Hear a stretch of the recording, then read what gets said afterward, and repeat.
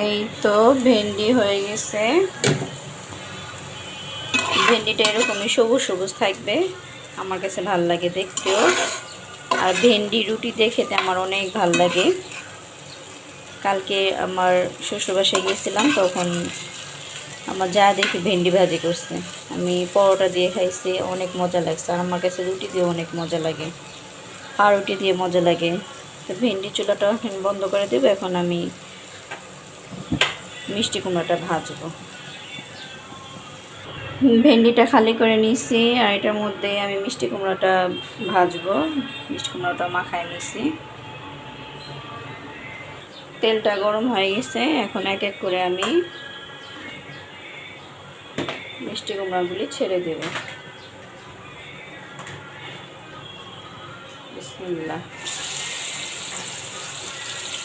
দিয়ে ধিমাচে একদম লাল লাল করে ভেজে নিব।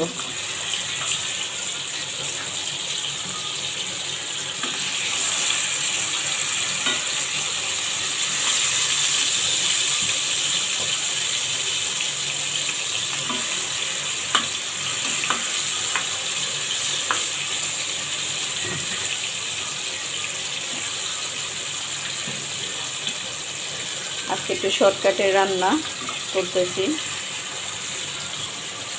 সবগুলি দেওয়া শেষ হয়ে গেছে, এখন এটাকে ঢেকে দেব। এটা আস্তে আস্তে হতে থাকে। আর ভেন্ডির কড়াইতে দিছি, কারণ এটার মধ্যে তেল ছিল। আর তাছাড়া হইতেছে আর কড়াই বের করলাম না, খালারও আবার ধুতে কষ্ট হবে, এটার জন্য। এই তো মিষ্টি কুমড়া এক সাইড হয়ে গেছে।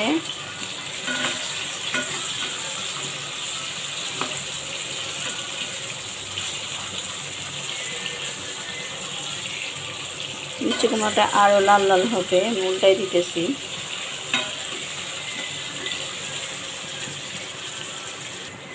মিষ্টি কুমড়া উল্টানো পুল্টানো হয়ে গেছে, এখন ঢেকে দেব।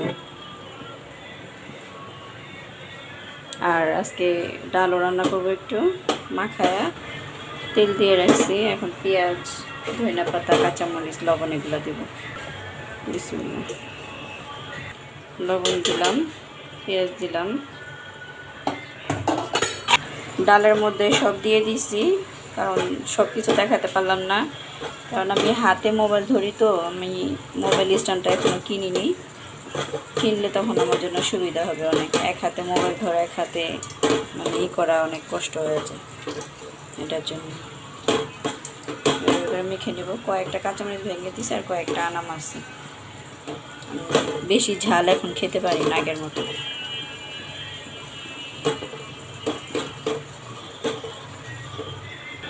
শেষ মাখানো শেষ, পানিও দিয়ে দিছি। আর এখান দিয়ে মিষ্টি কুমড়াটা হইতেছে। মিষ্টি কুমড়া ভাজাটা হয়ে গেছে, একদম হালুয়া হয়ে গেছে, লাল লাল করতে পারিনি, গলে গেছে, এটার জন্য নামাই নিলাম। চচ্চড়ি ডালটা হচ্ছে। আর এখানে কয়টা আম নিছি, এগুলোরে রোদ দিব, লবণ দিয়ে মাখায় রাখছিলাম। এখানে আমার রান্না টান্না শেষ।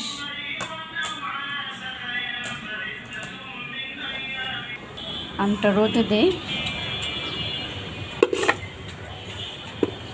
রোদে শুকালে এমনি আদা রসুন দিয়ে কুচি করে গরমে দিয়ে রাখবো। অল্প কয়টা আম ছিল। তো আপনাদের এখানে আল্লাহ হাফেজ, ভালো থাকবেন, সুস্থ থাকবেন, আমাদের পাশে থাকবেন। আমরা নতুন মানুষ, কমেন্টে জানাবেন কেমন লাগলো। আজকে শর্টকাটে কিছু রান্না টান্না করলাম।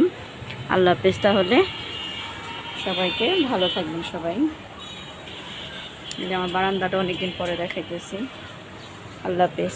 এই গাছে ফুল আসতেছে।